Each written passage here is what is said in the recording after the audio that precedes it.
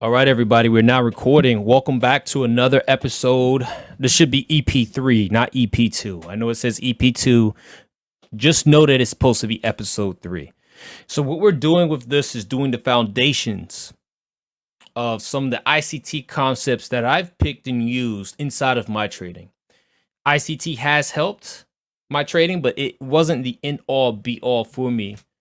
It was blending some of these concepts together, some of the stuff that I was doing prior and some of the things that made sense and putting it all together. And one of those things is breaker blocks, and breaker blocks is a very powerful tool when used in the right context. Everything is about context. But without further ado, today we're going to be getting into a lot. If you stay to the end, I promise you, you'll have something that you can use today, something for you to go back test right now. Now, that being said, here's the housework. Juicy Trades is providing this slideshow and any related materials for educational purposes only. Blah, blah, blah, blah. Right? Everything else is there. Next, got to give credit to where it's due. Breaker block concept, although in my opinion, wasn't created by ICT. It was made very popular by ICT, and I want to give credits to his insights for providing this to the community and being able to use this as is. Now, that being said, me and the team, we've been pretty much blowing it out the park. We're going to keep October running. I'm loving meeting a lot of you guys now. We're now focused on growing the team. We wear multiple hats, especially me. I wear the trader hat. So a lot of times I spend a lot of time back testing, spend a lot of time trade reviewing and live trading. But for the rest of this year, we're going to focus on growing the team going into 225. So we're going to put on a content creator hat, and we're going to put on a different kind of hat to welcome everybody in here and get some of this information out to the public to help everybody grow as traders. Finally, with that being said, our preferred funded program is My Funded Futures. We also use Apex, but if you use the link in the description and code JUICY, you'll get discounts off that as well. So, diving right into it. In order for you to understand a breaker block, you must first understand a basic order block. To fully understand that, it's essential that you go back and watch episode 1. You can find that on my YouTube. I put this in a playlist. It's the very first episode. There's another episode on ERL and IRL. There's a mindset episode, and this is going to be technically episode number 4. But go back before you look at order blocks and understand that you need to watch that episode first. Now, that being said, the agenda for today, we're going to be covering what's a breaker block, why we use them, how to spot them, how to trade them. Then we're going to go over the unicorn model, which presented in my back testing about a 75% win rate, and we'll go over that. And then we'll go over today's live setup using it. Now, I brought your attention for the people inside of my Discord. I like to use the inversion gaps. But today we had it all there, the inversion, the breaker, and the unicorn. And we'll cover today's live trades here in a second. Now, why breaker blocks? Breaker blocks is a powerful concept, and it's an inversion concept. So what do I mean by inversion concept? If you look at a fair value gap, when price goes to it, it respects it and goes the same direction. But an inversion fair value gap, as we covered in the last episode, price disrespects it and retests that. That function is an inversion play. Same thing with an order block. So imagine a supply zone or a bearish order block, and price goes through it and then inverts that particular area. What makes it very more powerful is it happens in the area of the market structure shift. So a breaker block is the previous order block. It could be bullish or bearish, supply or demand, because again, order blocks, in my opinion, are supply and demand zones that fail to hold and breaks, causing a shift in the market structure. It essentially becomes a zone where price is likely to revisit, and that's your entry, acting as strong support or resistance. For a breaker block to be valid, and I want to say this, for a high probability breaker block, peep how I said that, high probability breaker block, this should be a clear change of character, aka market structure shift, that goes along with it. And that's the indication that order flow is reversing. So breaker blocks form where previous bullish or bearish order blocks fail. We just talked about that, causing significant reversal. All right, so that's where you're going to find them on the chart. The one thing I will add is very high probability ones is when you see volume on the chart spiking through that old area. And we're going to get to the charts here in a second. Okay, so how do you identify them? You want to just look for, long story short, the order block that initially acted as support and price ran through it and vice versa. The easiest way to find high probability breaker blocks is just to go to the market structure shift. Where did market shift structure? Where's the order block on that leg? I'm going to talk about all this here in a second. And that's pretty much the area of your high probability. Because I don't want to just talk about breaker blocks in general. I just only want to get rid of the fluff and talk about high probability breaker blocks, high probability entries. And if you can use that and use multiple time frame analysis, we'll break it all down when we get to the charts. You have a high probability model that you can trade with. Now, that being said, here's what a breaker block is theoretically going to look like. All right, it's going to encapsulate a couple things. First things first, my pen. This is my pen. No, that's a pointer. I need a pen. Is this a pen? Okay. Easiest way to find it is find a market structure shift, right? Now, don't just go around looking for every market structure shift. What you really want to see is the raid first. The raid is a break of a low. So this low right here sent price higher, right? And when price swept that low right here and then immediately reversed and took out structure, this leg is going to contain a breaker block. And it's going to look like this, right? So you get your raid, price going down, taking liquidity. Oftentimes, the higher probability when we start talking about models, this is going to be a PD array right here. We'll talk about that in 1 second. But long story short, you're looking for a rate of liquidity, a market structure shift, and a pullback. This whole motion, price coming down, shifting structure, and coming back in, that's manipulation, right? Same thing on the bearish side. Again, you just want price to raid, top side liquidity, shift structure, and then pull back into that leg. More importantly, the block that's right here. So again, price runs liquidity to the top side, creates what we call a higher high, right? And then takes out this liquidity, right? Putting in this low, taking out this low, and then pulling back into the breaker to go lower. Okay. Here's what it's going to look like. Just with some candlesticks before we get into some examples. Here's your block. It's literally the demand zone that put us higher. And then once we take out a high, which we did right there, price comes back lower and then retest. Same thing here. Price puts in this high. Sorry, I was texting my wife back. Comes lower, takes out that high, pulls back into the order block, which is theoretically a breaker block. High probability order blocks are going to come from the highs that take out the lows and the lows that take out the highs at the extremities of the ranges. Okay. And make sure the breaker blocks and the order blocks, they have a market structure shift or change of character. If you got these three things on the list or on the roster, you have a high probability area. Now, breaker blocks, for me personally, I like to buy the pullbacks. I don't like to chase price. So I really like to use breaker blocks and inversion gaps because I got to wait for price to retrace back into these quote unquote points of interest. Okay. So essentially, in essence, they are potent tools of anybody. If you like inversion gaps, you're going to love breaker blocks. If you like to wait for price to come to you, you're going to love these. Now let's look at some examples. Now, first things first,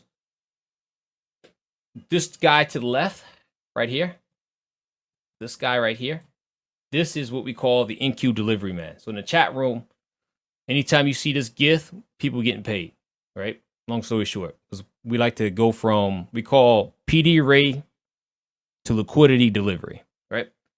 So the unicorn model is the easiest way to get to delivery. Very simple, very easy way to get to delivery. Now, what's the unicorn model look like? Pretty much a breaker block with any PD array. Write that down. Breaker block with any PD array. So it doesn't just have to be the inversion gap. The breaker block, as I just covered, it's right here, right? Price did the market structure shift. But inside of this leg, from this high to this low, if any PD array that overlaps that order block is like a wall. It's like a solid wall. And this move up gets rejected almost each time, at 75% of the time. That's your unicorn model bear. Same thing here for your unicorn model bull, right? Goes right in, takes liquidity at the bottom, right into a higher time frame PD array, puts the market structure shift in, the breaker block, the supply zone that sent price down, overlaps the FFG by the retest. Here's a couple examples, right? Some of these will be breaker blocks. Some of these would be unicorn, and some of these will only be breaker blocks, all right? So here's your shift in structure, right? There's your raid. This is the zone that put us there. You got 3 fair value gaps right here. There's your entry on the retest. There's your draw of liquidity. Here's the high that takes out all these lows. That's your raid. Price immediately comes back up. This is the order block, right? This your FFG. There's your buy. Okay. Here is the raid. Price goes up, comes back down. Retest here. There's your breaker block. There's your dump. Same thing here, right? Goes higher, comes back into the FFG. Here's your dump. All right. Now, before we go over price action today, because this is going to be a quick video, this wasn't meant to be a YouTube video. This was just meant to be a presentation to the team. But for the trolls in the background, watch me work. If I can play it, can I play it? All right, so there's the breaker. There's the FFG. There's the entry. All right. And as soon as it gets back into the FFG, that's what you want to buy. Very simple. Why is this a breaker? This is the area, the order block that took out these lows. Once those lows were taken, price violates it, puts an FFG in. That becomes a breaker block. Buy on the retest, and this is what it looks like when it's delivered. Sorry, that's my dragon. And that's it. It's literally that simple. All right, so coming into today, right, we had a couple clean trades. Coming into today, what we were talking about all week, we're talking about this fair value gap being internal. Because price disrespects it, turns it into an inversion, we immediately bring our attention to the most recent high of that leg. This is your external range liquidity. The inversion fair value gap is going to be your internal range because we're inverting here on this leg. Going to the 1 hour chart, what do you see here?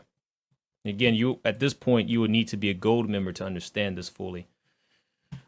What do you see here? Market structure shift. This pink box right here, this is your daily IFEG, that same area I was just talking about. Let's clean that up. So on the 1 hour chart, you get the market structure shift. Price eats the whole thing, and then it actually retests the internal range and the 1 hour BISI. So to me, today was a clean and easy day. Easy draw of liquidity here, and I think we have something above that. We have this high here. I got 2 areas for draws of liquidity. Okay, so at this point, all we really need is the execution. Going down to the 1 minute time frame, which we messed up. We're in replay mode right now, and we're live, so we're going to redo this here. We're going to zoom in a little bit. So if I'm bullish on the day, right, and I got internal range below, and we've already tagged internal range, and price is aggressive, and I got a clear draw, which is my ERL, which is here. And on top of that, you got London highs, relative equal highs. I'm not even looking down. I didn't even consider.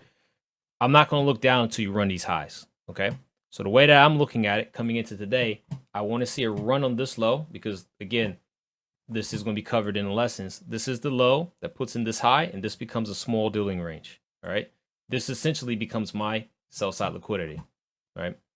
This is my sell side. The plan's already done. I got a plan. I just got to wait to execute on it, right? So I want to see a run on this low. Then I want to see a move higher, okay? So we're going to go ahead and mark out the open. And so this is going to be 9:30. I don't really execute prior to 9:30. We're going to go mark out my opening drive macro. All right, so price. See what price does. That right there is a sweep, taking out that low. Okay, Taking out this low already. So what I want you to do for homework, I want you to pause this video and point out the breaker block. I'm looking dead at it. Point out the breaker block right now if we were to make this a breaker. Somebody screenshot my screen and point out the breaker block if we were to breaker. Try to go ahead and predict it.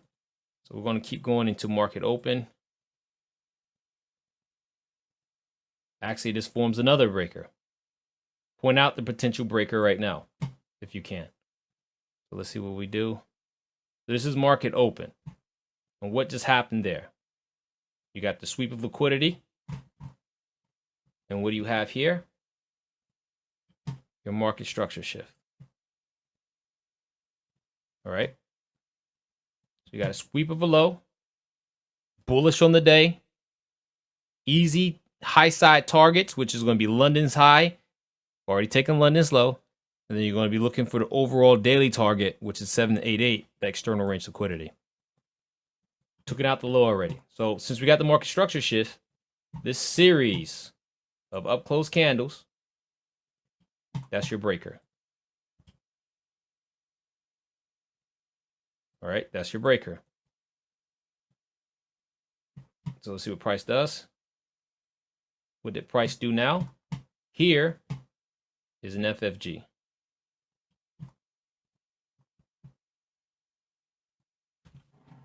Hey, sorry, let me put the right label. That's your FFG, right? So both of these being presented, I'm just trying to check Twitter. I'm getting some comments here on Twitter. But with both of these being presented, this is your high probability model. Why is this so high probability? Why is this so powerful? Your daily context is bullish. You sweep sell side liquidity. You have a market structure shift, and you got the FFG in the breaker. If it licks it, like if price breathes on the fair value gap, I'm buying at this point. It doesn't even matter. Price long all day, long all day long. Tier 3 in the chat room. Before we execute plays live, what I like to do is I like to tell you exactly how many contracts I put on. So I will tell you tier 1, tier 2, tier 3. This was a tier 3 play. So price,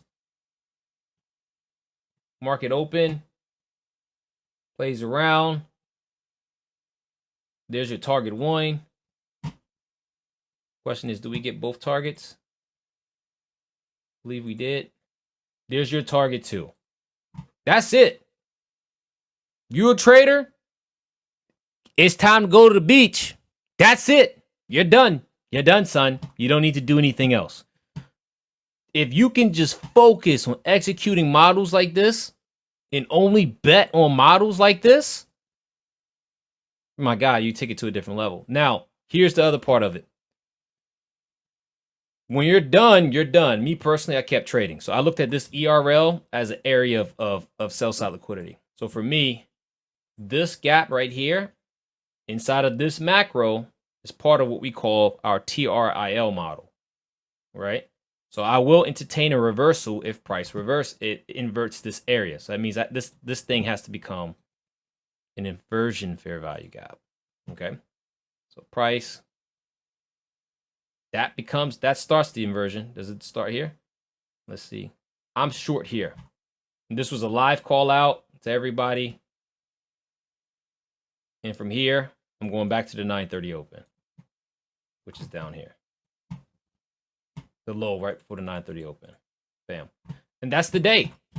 That was the whole day, right? Literally, there was nothing else to to cover here. Inside of all of this, I would pull up the trade here. Hold on. All right, watch this. Same area, same fair value gap, like I just showed you, because we took liquidity. I was looking for a pullback into these lows to go higher. That's it. That's what trading is. Sitting back, executing setup over setup, taking this model I just gave you. I didn't give it to you. ICT gave it to you. I just reiterated it. It's not my model. But if you can go back and backtest this before you start trading, it's an excellent tool to add into your trading. So besides that, that's it for me. I hope this has helped. Long story short, we live trade like this every day inside of the Juicy Trades Discord. We break down a plan for you, tick for tick, candle for candle. We'll give you the whole plan laid out in front of you. And then we execute it live in front of you, helping you pass your evals, helping you generate that extra cash, or helping you achieve that goal of becoming a full-time trader. Whatever your needs are, feel free to DM me. But the live stream is going to end here for YouTube. And I'll see you guys in the next one. And if I don't see you soon, I'll see you tomorrow for live trading at 9 a.m. We're going to leave this open for question and answers. So I'm going to turn the recording off here.